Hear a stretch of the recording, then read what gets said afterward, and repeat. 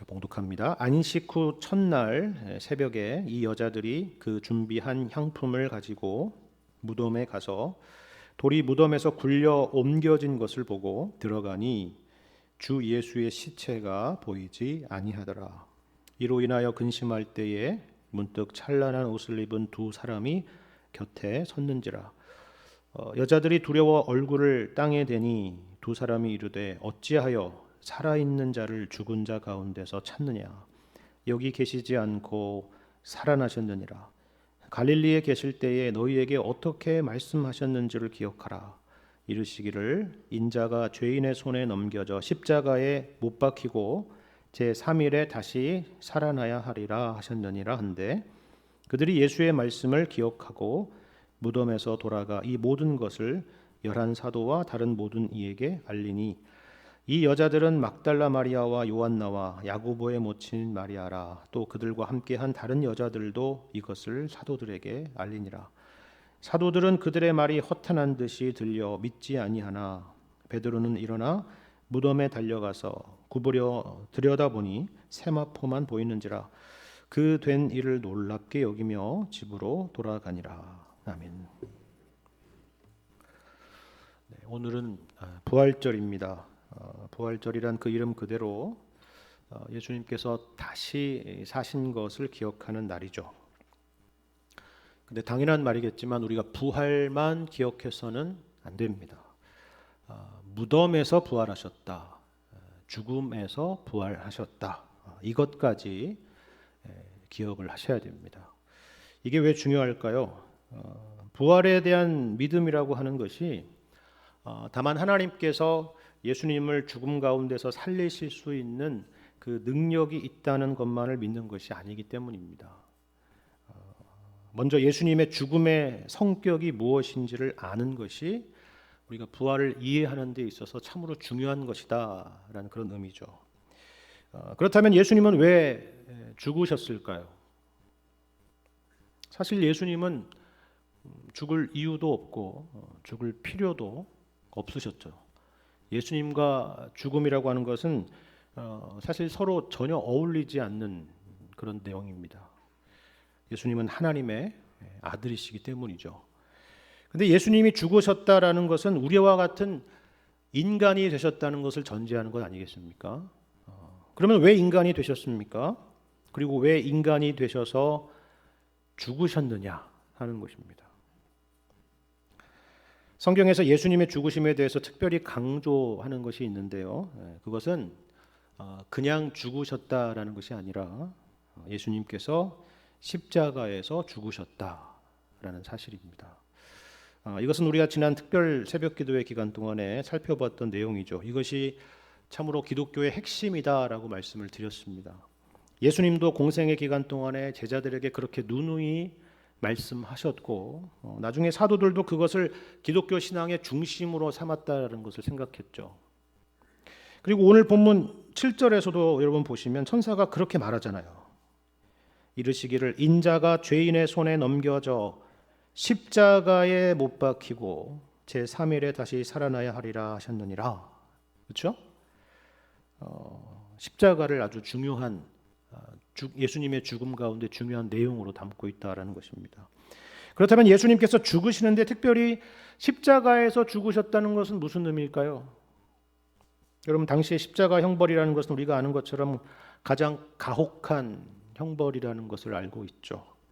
사람들이 감히 입에 담는 것조차도 끔찍하게 여겼던 바로 그 형벌이 십자가형이었습니다. 그러니까 예수님께서 십자가에 죽으셨다는 것은 가장 끔찍한 형벌, 가장 최악의 형벌을 받으셨다, 그런 의미입니다.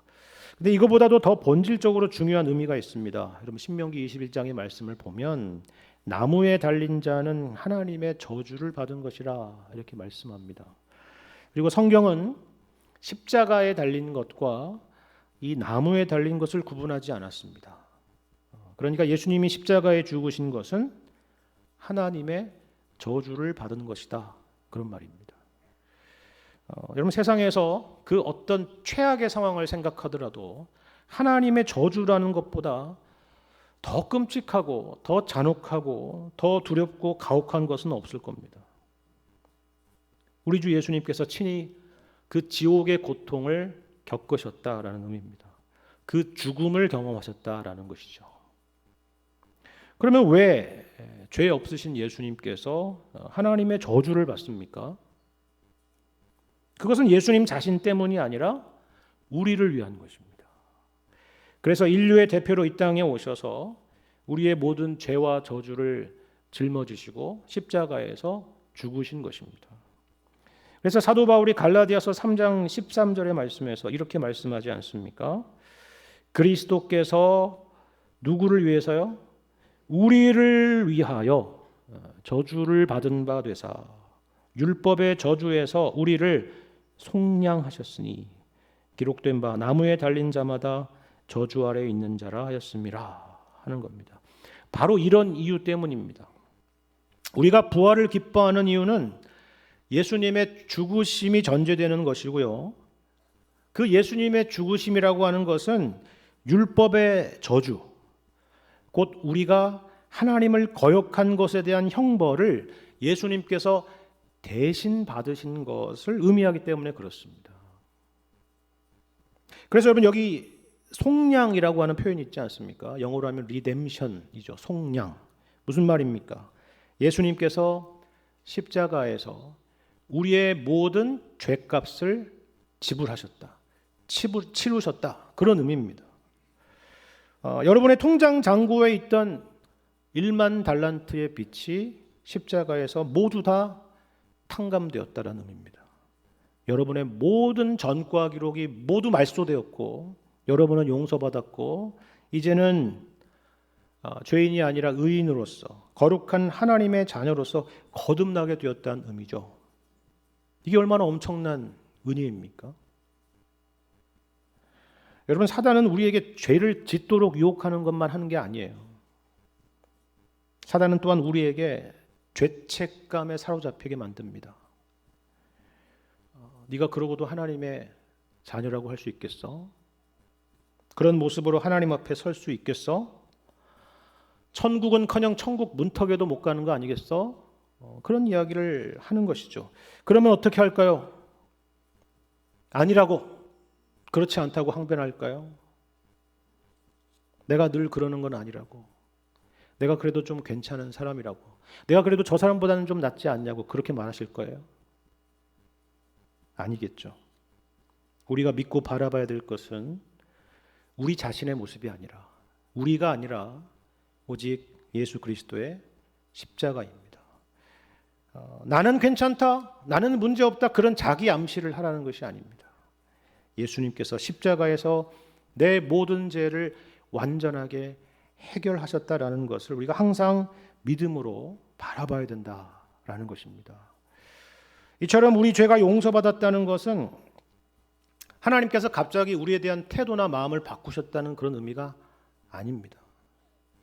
만일에 하나님의 마음이 우리처럼 손바닥 뒤집듯이 그렇게 쉽게 변한다고 한다면 그것은 복음이 아니라, 그것은 감사한 일이 아니라 오히려 두려운 일이 되겠죠. 왜 그렇습니까? 오늘의 용서가 내일의 진노로 또 바뀔 수 있기 때문에 그렇습니다. 그러나 하나님은 우리가 지난 주일에 살펴본 것처럼 공의의 하나님이십니다. 죄의 문제는 반드시 해결이 되어야 되는 것입니다. 그런데 예수 그리스도께서 십자가에서 우리를 대신하여 죽으심으로 하나님의 공의를 온전히 만족시킨 것입니다. 만일에 예수님께서 죽지 않으셨다면 우리 죄는 그대로 있을 것입니다.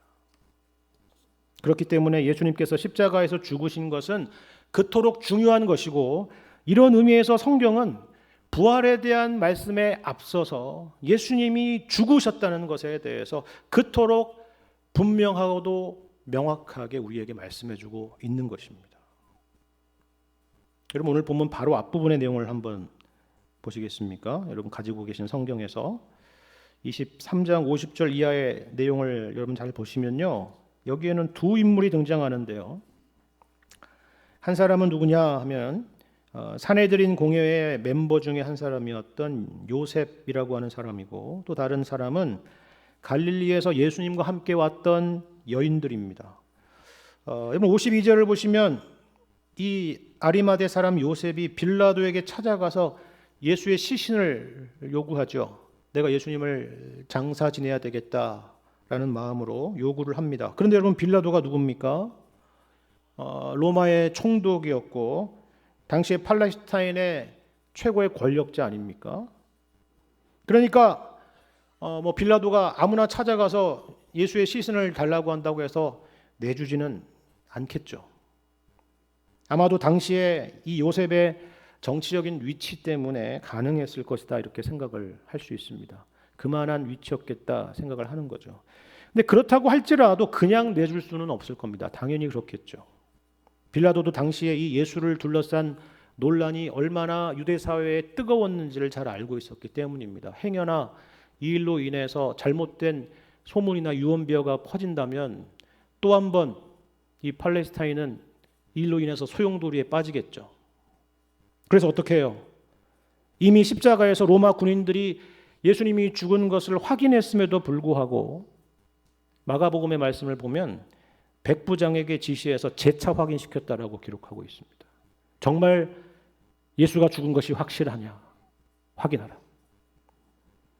여러분, 당시에 로마 군인들이 그렇게 허술한 군인이 아니었다는 걸 생각해야 됩니다. 당나라 군인들이 아니었어요. 다 뭘 얘기한다고요?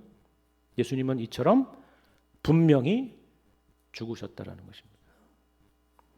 여러분, 이 갈릴리에서 예수님과 함께 왔던 이 여인들도 마찬가지예요. 이들은 십자가에서 예수님의 죽음을 직접 목격했고 거기서 눈물을 흘렸던 여인들입니다. 요셉이 무덤에 장사 지낸 것도 보았고 이제는 이 예수님의 시신을 위해서 향품과 향유를 준비했다고 기록하고 있는 것이 바로 그것을 우리에게 말해주는 것입니다.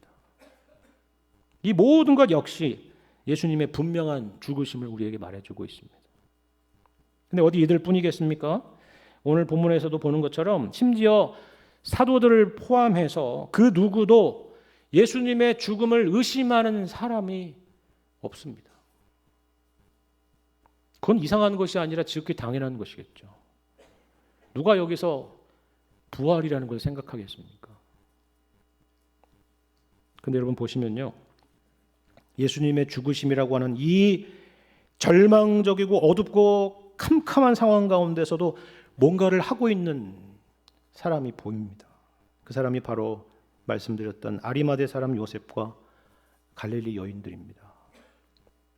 물론 이들 가운데 부활에 대한 믿음이 있는 사람은 한 사람도 없습니다. 당연히 그렇겠죠. 특별히 여기 요셉과 여기 등장하는 여인들은 그것을 직접 두 눈으로 확인한 사람들 아닙니까? 어떻게 보면 지난 3년 동안 예수님에게 기대했던 어떤 것들이 완전히 무너지는 그런 순간이죠. 누가 봐도 모든 것이 끝났다라는 것을 누구나 알 수 있습니다. 근데 왜 복음서에서는 이들의 이야기를 이렇게 굳이 기록을 했을까요? 여러 가지 이유가 있겠지만 저는 이 말씀이 우리에게 주는 굉장히 중요한 도전이 있다 생각합니다. 여러분 다시 한번 생각해 보십시오. 특별히 요셉을 생각해 보세요. 사실 너무나도 갑작스러운 등장 아닙니까? 사내들인 공회의 회원이라고 한다면 예수님을 죽이기로 결의하고 빌라도를 내주기로 했던 바로 그 모임의 일원이잖아요. 거기서 반대 의견을 낸다는 것은 감히 상상하기가 어렵겠죠. 요즘도 당 안에서 나는 당과 다른 의견을 내겠다, 이거 쉽지 않은 일이잖아요. 당신은 어떻겠어요? 그대로 정치적인 생명이 끝날 수도 있는 일입니다. 근데 여러분 51절에 기록된 것처럼 요셉은 그들의 결의와 행사에 찬성하지 않았다라는 것입니다. 거기서 반대 의견을 낸 것인지 아니면 비밀리에 소집된 모임이어서 요셉이 참석하지 못하게 되었는지는 모르지만 이것은 분명한 용기입니다. 이미 대세가 기울었잖아요. 요셉 혼자 뭘 할 수 있겠어요, 거기서. 더군다나 이제 예수님은 이미 죽었습니다. 그렇다면 더더욱 자신의 생각을 드러날 이유는 없을 겁니다. 어차피 다 끝났으니까요.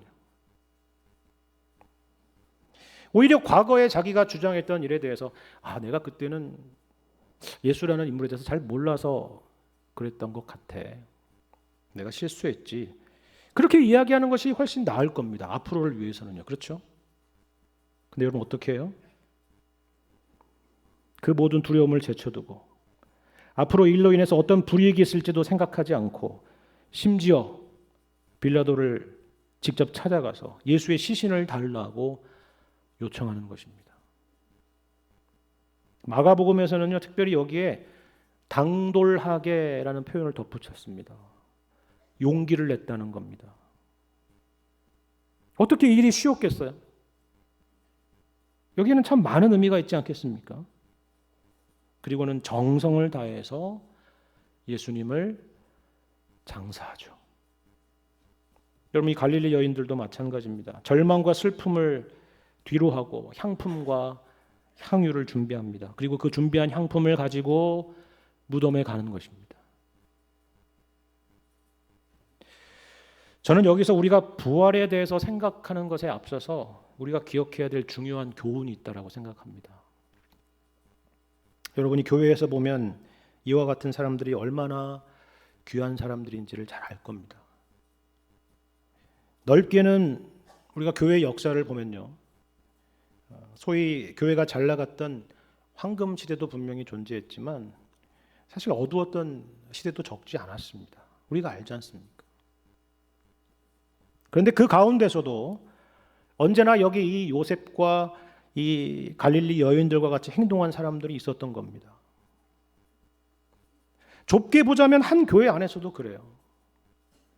모두가 웃고 행복해하는 그런 시기도 있겠지만 때때로 교회에 어려움이 닥치고 또 위기가 닥칠 때가 있잖아요. 그러면 항상 교회에서 부정적이고 냉소적인 말을 하는 그런 사람들이 분명히 있습니다. 언제 어디서든 있습니다. 어느 교회든 있습니다. 믿음 없는 말이라고는 하지 않겠습니다. 어떻게 보면 그런 말들이 정확히 현실을 말해주는 객관적인 말일 때가 있기 때문입니다. 맞아요. 정확합니다. 틀린 말이 아닙니다. 더군다나 모두들 다 그쪽을 보고 있고 그렇게 가고 있는 것처럼 보입니다. 그런데 역시나 교회 안에는 언제나 여기 이 요셉과 여인들 같은 사람들도 있는 거죠. 그들도 예수님이 죽으신 것을 모르지 않았습니다. 모르기는요, 가장 가까이에서 그걸 확인한 사람들이죠. 근데 어떻게 해요? 그 절망적인 현실 가운데에서 용기를 내는 겁니다. 나에게 허락하신 위치에서 내가 할 수 있는 그 한 가지 일을 하겠다 하는 것입니다. 그리고 그 일을 묵묵히 하는 거예요. 설령 믿음이 없더라도 사랑할 수는 있잖아요. 교회에서 보면 이런 분들이 얼마나 귀한지 모릅니다. 주님께서 그들을 기억하십니다. 사람들은 기억하지 못해도 주님은 기억하시는 것입니다. 여기서 그걸 보여주잖아요. 그 사람이 누구냐 할 때에 그 사람은 아리마대 사람 요셉이다. 그리고 오늘 본문 10절에도 그 이름들이 쭉 나와 있지 않습니까? 이 여자들은 막달라 마리아와 요한나와 야고보의 모친 마리아라. 그렇죠?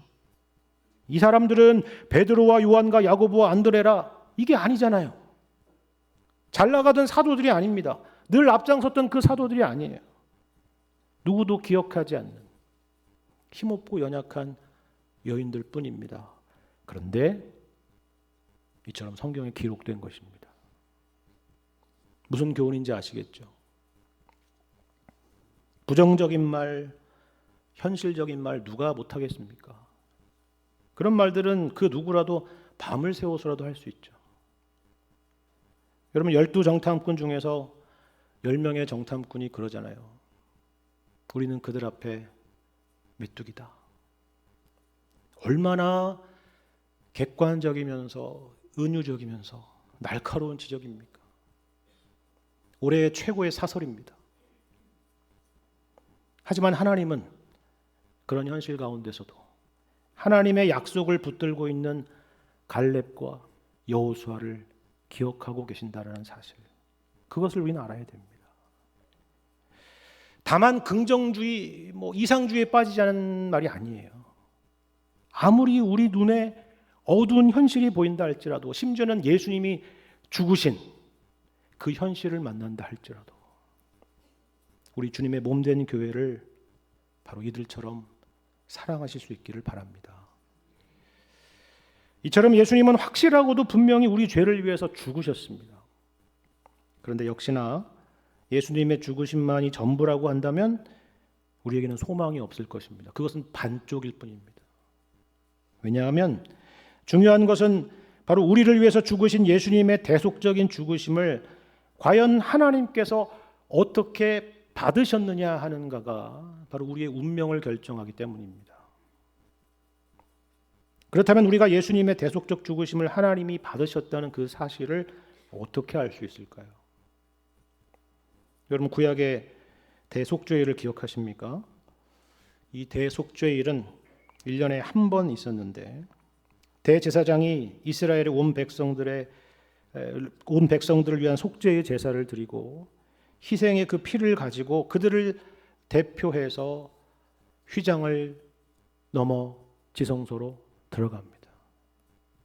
만일에 하나님께서 그 속죄의 제사를 받으셨다면 대제사장은 살아서 나올 것입니다. 온 이스라엘 백성들이 안심을 하고 환호를 하겠죠. 우리 죄가 용서받았다 할 것입니다. 하지만 반대로 하나님이 거절하셨다면 대제사장은 거기서 죽임을 당하고 끝나고 마는 것입니다. 그게 비참한 게 아니라 백성들의 죄는 그대로 있게 되는 것입니다. 이게 더 큰 문제죠. 부활이라는 것은 그것입니다. 만일에 대제사장이신 예수님께서 살아나신다면 우리의 죄가 온전히 해결된 것입니다. 그런데 만일에 예수님이 죽음으로 끝난다면 우리의 죄는 그대로 있을 것이고 우리는 여전히 죽음을 두려워하며 살아야 될 것입니다. 그렇다면 우리는 예수님이 부활하셨다는 사실을 어떻게 믿을 수가 있을까요? 그저 막연한 기대가 아니라 예수님의 부활이 정말 사실이라고 우리가 어떻게 믿을 수 있느냐 하는 것입니다. 왜냐하면 우리는 부활하신 예수님을 직접 본 적도 없기 때문입니다. 그래서 우리는 흔히 그런 생각을 하죠. 그래도 예수님 당시에 예수님의 부활을 직접적으로 목격했던 사람들은 얼마나 좋았겠느냐, 그게 낫지 않았겠느냐, 그렇게 생각을 합니다. 그런데 흥미로운 것은 이것입니다. 우리 생각에는 이것이 가장 확실한 방법이다, 가장 최선의 방법이다 이렇게 생각하는데 성경은 그렇게 말씀하고 있지 않다는 것입니다. 심지어 예수님의 부활을 제일 먼저 확인하게 된 오늘 본문의 여인들조차도 마찬가지였다는 거예요. 이게 무슨 말이냐면 이런 겁니다. 여러분, 일단 이 여인들이 부활하신 예수님을 보기 위해서 무덤을 향하지는 않았을 것입니다. 그렇죠? 그 기대로 콧노래를 부르면서 무덤에 간 게 아니에요. 알잖아요. 그건 당연하지 않겠습니까? 그래서 여러분 본문 1절을 보시면 뭐라고 되어 있습니까? 안식 후 첫날 새벽에 이 여자들이 그 준비한 향품을 가지고 무덤에 갔다라고 기록하잖아요. 예수님의 부활을 확인하러 간 것이 아니라 이미 돌아가신 지 사흘이 된 예수님의 시신에 향품을 바르기 위해서 갔다는 겁니다. 전혀 부활을 기대하지 않았다는 것입니다. 그런데 가보니까 돌이 굴려져 있고 예수님의 시체가 보이지 않는 것이죠. 여러분, 그럼 이제는 생각이 달라졌을 거야? 생각이 정말 달라졌겠습니까? 아, 그렇구나. 그때 예수님께서 그렇게 말씀하셨지, 예수님이 부활하셨구나, 그랬을까요? 그 빈 무덤이 부활의 증거였을까요? 전혀 그렇지 않습니다. 여러분 4절을 보시면 이 여인들이 이로 인해서 근심했다라고 기록하고 있습니다. 기뻤다는 게 아니라 당혹스러웠다는 것입니다. 그 머릿속에 다양한 생각들로 가득했다는 거죠. 이게 도대체 무슨 일일까? 여러 가능성들을 생각해 봤을 겁니다. 그렇죠? 그런데 한 가지 분명한 것은 그 가능성 가운데에서 부활은 없었던 겁니다. 그런데 그때 천사들이 나타나죠. 5절에서 보는 것처럼 어찌하여 살아있는 자를 죽은 자 가운데서 찾느냐? 여기 계시지 않고 살아나셨느니라. 이렇게 이야기합니다. 근데 여러분 이 말씀을 잘 생각해 보십시오. 지금 이 말씀이 예수님의 시신에 향품을 바르기 위해서 찾아온 이 여인들을 향한 말입니다. 그들에게 예수님의 부활을 알리기 위해서 지금 이 말을 하는 거죠. 그렇다면 여기에는 분명히 좀 특이한 부분이 있지 않습니까? 우리가 생각하는 것과는 조금 다른 모습이잖아요. 어떻게 다르냐 하면 두 가지 방식에서 다른데요. 하나는 오늘날 현대인들이 생각하는 그런 객관적이고 과학적인 방식이 아니기 때문입니다. 여러분 요즘 현대인들에게 예수님의 부활이 사실이라는 것을 증명한다 그러면 어떤 방식이 있을까요? 여러분 주변에 안 믿는 사람이 있다면 그 부활을 어떻게 확신시키겠습니까? 예를 들면 이런 거겠죠. 사람들이 부활에 대해서 오해하는 그런 여러 가지 이유들, 조목조목들을 열거하고 그것들이 어떤 의미에서 틀린 것인지를 하나하나 반박하면 되지 않겠습니까? 예를 들면 이런 거잖아요. 정말 오래된 이론 중에 기절설이라는 게 있죠. 예수님이 죽으신 것이 아니야. 사실은 잠깐 기절하셨는데 깨어나셔가지고 돌을 굴리셨지. 뭐 이런 거, 그렇죠? 그걸 믿기가 더 어렵지 않습니까? 제자들이 예수의 시신을 훔쳐갔다라고 하는 도적설. 제자들이 너무나 슬프고 그리고 우리 잘못으로 예수님이 이렇게 됐어라고 하는 그런 마음의 죄책감 때문에 집단적으로 정신적으로 약간 힘들어져서 환각에 빠졌다는 환각설. 이 여인들이 예수님의 무덤을 정확히 갔어야 됐는데 정확히 안 가고 다른 곳에 가가지고 그 다른 곳에 가니까 무덤이 비어 있어서 엉뚱한 무덤에 갔다고 하는 그런 설. 그리고 심지어는 부활이라고 하는 것은 기독교에서 만들어낸 신화에 불과하다라고 하는 설. 요즘에도 이런 주장들은 심심치 않게 나오는데요. 우리는 이러한 주장의 허점들을 하나씩 논리적으로 반박해 나간다면 결국 부활에 대한 믿음으로 이어질 수 있을 거다. 항복하고 말 거다. 그런 생각을 할 겁니다. 물론 우리가 믿는 기독교 신앙은 막연한 것을 믿는 것이 아닙니다. 확실한 역사적인 사실에 근거한 신앙입니다. 하지만 방금 말씀드린 이런 내용들을 우리가 하나하나 반박한다고 해서 없던 믿음이 생기는 것은 아닙니다. 만일에 우리가 10가지 의혹에 대해서 정확하게 10가지 반박을 제시하고 그 모든 것에 수긍하는 상황이 됐다 그러면 그 사람은 항복하는 게 아니라 어떻게 해요? 이번에는 11번째 의혹을 들고 올 겁니다. 그게 인간입니다. 그건 성경적인 방식이 아닙니다. 중요한 것은 지금 이 천사들이 이 여인들에게 그런 방식으로 설명하지 않았다는 것을 주목해야 됩니다. 또 다른 특이한 부분은 이건데요. 이 천사들이 이들을 두렵게 해서 강제로 믿게 하는 것도 아니었다는 겁니다. 두려움으로 믿게 하거나 욱박질러서 항복시키고 있지 않다는 거죠. 이 천사들이 찬란한 옷을 입고 있기는 하지만 그것으로 압도시켜서 믿게 하는 것이 아니었다는 것입니다. 대신에 뭐라고 얘기해요? 어찌하여 살아있는 자를 죽은 자 가운데서 찾느냐? 라고 묻습니다. 물어요.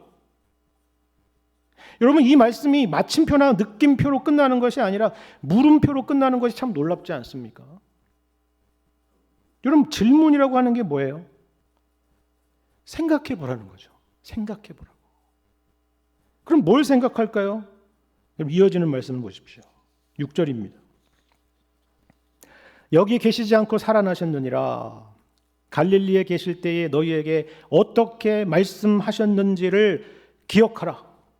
이르시기를 인자가 죄인의 손에 넘겨져 십자가에 못 박히고 제3일에 다시 살아나야 하리라 하셨느니라 한데 그들이 예수의 말씀을 기억하고. 그럼 보이세요? 여기 생각하라는 것은 뭘 생각하라고 하는 거냐면 예수님께서 하셨던 말씀을 기억하라는 거죠. 특별히 인자가 죄인의 손에 넘겨져 십자가에 못 박히고 제3일에 다시 살아나야 하리라 하셨던 그 말씀을 기억하라는 것입니다. 그리고 8절에 다시 그 표현이 반복되잖아요. 그들이 예수의 말씀을 기억했다라는 것입니다. 특이한 부분이죠. 근데 이것만이 아닙니다. 여러분 오늘 본문 다음에 등장하는 사건이 우리가 잘 아는 엠마오 마을로 향하는 두 제자에 대한 이야기인데요. 여기서도 마찬가지라는 것입니다. 다른 사람도 아니고 이번에는 예수님께서 그 제자들과 동행하여 가시는데 제자들이 못 알아보는 거예요. 그때 예수님이 뭐라고 하신지 아십니까? 너희가 어찌 나를 못 알아볼 수 있느냐? 어떻게 내 목소리를 못 알아볼 수 있지? 그렇게 말씀하시지 않으셨어요. 오히려 이런 놀라운 말씀을 하십니다. 여러분 누가복음 24장 25절 이하의 말씀을 제가 읽겠습니다.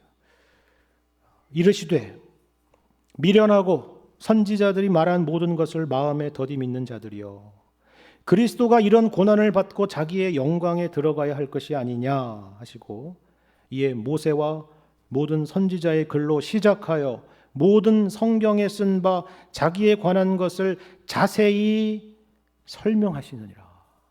그죠? 지금 예수님께서 강해 설교를 하고 계시고 말씀 사경을 하고 계신 거예요. 거기서 이게 분명 특이한 부분 아닙니까? 아니 예수님께서 자기 자신을 제자들에게 보이셔서 자기 부활을 증명하시는 것이 아니라 그런 방식이 아니라 이미 그들에게 있는 말씀, 이미 그들에게 전한 말씀을 가르치시고 깨닫게 하시는 것입니다. 그랬더니 어떻게 됐을까요? 제자들이 이렇게 말합니다. 길에서 우리에게 말씀하시고 우리에게 성경을 풀어주실 때에 우리 속에서 마음이 뜨겁지 아니하더냐. 주께서 과연 살아나셨구나. 그렇게 했다는 것입니다. 놀라운 말씀 아닙니까? 왜 누가복음의 누가는 이런 말씀을 그 복음서 안에 담았을까요? 여러분 이 복음서를 기록한 누가도 우리와 마찬가지잖아요. 그리고 이 누가복음의 1차 수신자였던 데오빌로 각하도 마찬가지 아닙니까? 부활하신 예수님을 직접 만나본 적이 없습니다. 하지만 그때나 지금이나 부활하신 예수님은 우리를 말씀을 통해서 만나신다는 것입니다. 그래서 이 시간 우리가 있는 거 아닙니까? 여러분 예수님은 직접 부활하신 예수님을 직접 만나본 적이 없지만 우리는 예수님의 부활을 믿고 그 주님을 기억하고 예배하고 있는 것입니다. 오늘 본문의 여인들처럼 누군가에 의해서 말씀이 증거되고 그 말씀을 통해서 예수님의 죽으심과 부활을 믿게 되는 것입니다. 예수님은 이처럼 우리를 위해서 죽으시고 부활하셨습니다. 믿음이 없습니까? 그렇다면 오늘 말씀처럼 하나님의 말씀을 기억하시기를 바랍니다. 생각하시기를 바라요.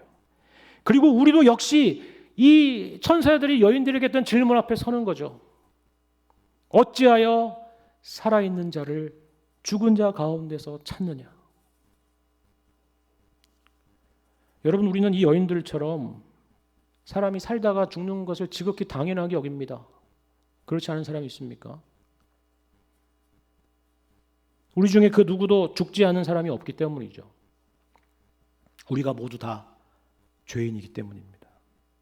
그래서 당연히 우리는 죽은 자 가운데서 죽은 자를 찾는 거예요. 여러분 장례식장에 가보세요. 장례식장에 모니터가 있잖아요. 뭐 합니까 거기서? 죽은 자들 가운데서 죽은 자를 찾지 않습니까? 그게 우리잖아요. 근데 이 천사의 충격적인 질문이 있다는 게 뭡니까? 우리에게 새로운 길이 열렸다는 것입니다. 이제는 죽은 자 가운데서 살아있는 자를 찾을 수 있다는 것입니다. 그 길을 여신 분이 바로 예수 그리스도이다 라는 것입니다. 예수님은 잠자는 자들의 첫 열매가 되셨습니다. 하나님께서 우리를 대신하여 드린 그 예수님의 희생을 받으시고 예수님을 죽음에서 생명으로 일으키셨기 때문입니다. 이것이 복음이며 이것이 성경에 기록된 하나님의 말씀입니다. 그리고 누구든지 이 말씀을 믿고 기억하는 사람은, 우리를 위해서 죽으시고 부활하신 예수님을 믿는 사람은, 이 모든 일이 죄인된 나를 위한 것이라는 사실을 믿는 사람은 주님과 함께 부활할 것입니다. 그것은 그저 우리가 그렇게 되기를 바라는 우리의 바람이어서가 아니라 하나님의 말씀인 성경의 확실한 약속이기 때문입니다. 우리가 교동문에서 그 말씀을 읽었잖아요. 나는 부활이요 생명이니 나를 믿는 자는 죽어도 살겠고 살아서 나를 믿는 자는 영원히 죽지 아니하리라.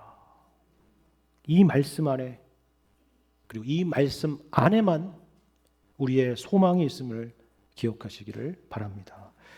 그래서 우리에게 산 소망을 주시고 부활의 확실한 소망 가운데 살게 하신 우리 하나님께 감사와 찬송과 영광을 돌리게 되시는 여러분과 제가 되기를 주님의 이름으로 간절히 축원합니다.